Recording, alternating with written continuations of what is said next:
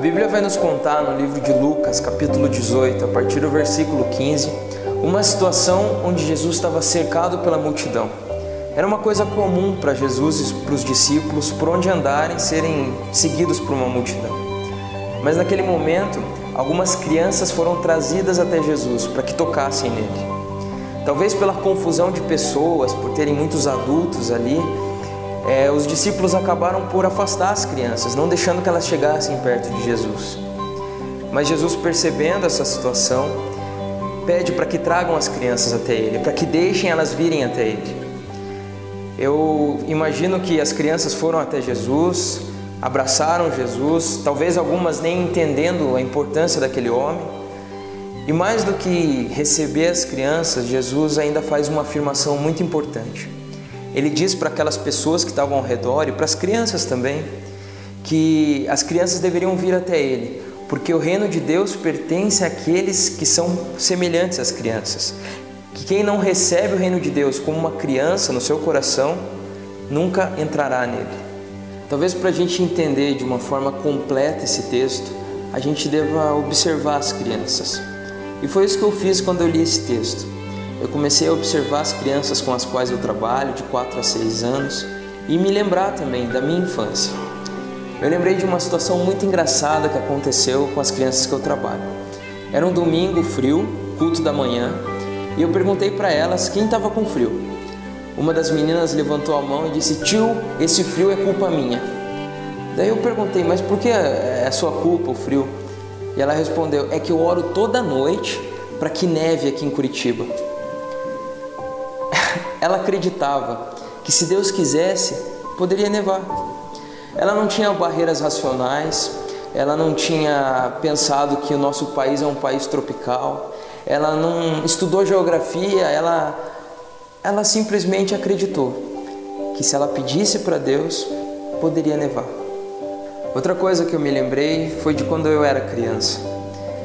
Eu me lembro que eu não tinha nenhuma preocupação se eu teria comida, se eu teria roupa, se eu estava em segurança. Estando com os meus pais, estando com meu pai, com a minha mãe, eu ficava tranquilo. Eu sabia que na hora do almoço ia ter comida na mesa, eu sabia que se eu precisasse de uma blusa ia ter no armário, eu sabia que se tivesse acabando o biscoito lá do armário, uma vez por mês eu iria com meu pai no mercado e encheria o armário. É claro que existem exceções hoje em dia, crianças que não vivem essa realidade, mas é natural da criança simplesmente confiar, simplesmente entender que os seus pais, os responsáveis por ela, vão cuidar dela. E era assim que eu vivia, um dia após o outro, brincava, levava broncas, mas não me preocupava com nada, porque eu sabia que os meus pais estavam no controle de tudo. Se eu saísse um dia com eles e tivesse algum perigo, eles iam me proteger. Eu acreditava que o meu pai poderia resolver qualquer situação.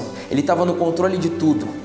Uma outra memória que está bem clara na minha mente foi quando eu tinha aproximadamente uns 7 anos e eu resolvi fugir de casa.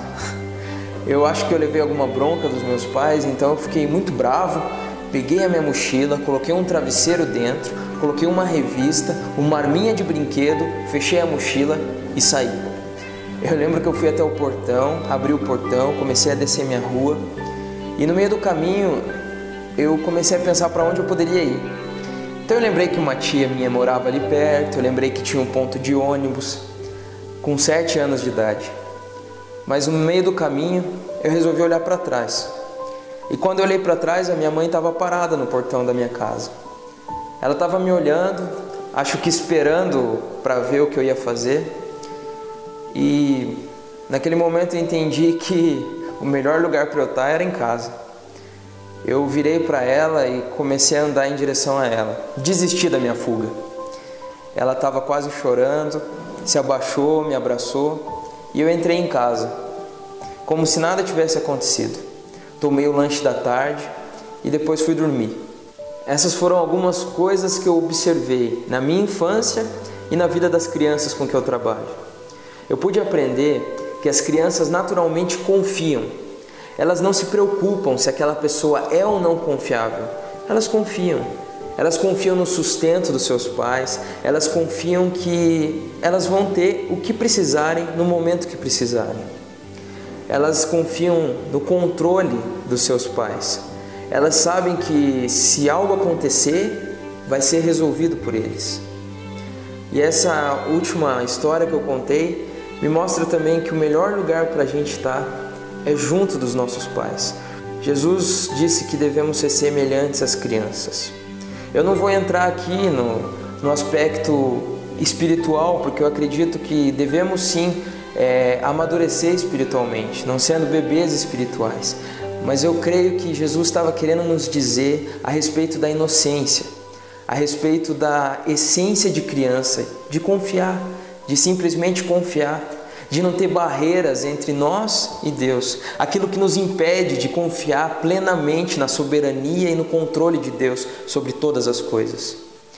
Que nós possamos nos lembrar de quando éramos crianças, nos lembrar de como confiávamos nos nossos pais, no sustento, no cuidado, em tudo que eles nos davam, e que possamos passar isso para o nosso relacionamento com Deus, para que possamos assim confiar sempre na soberania e no controle de Deus.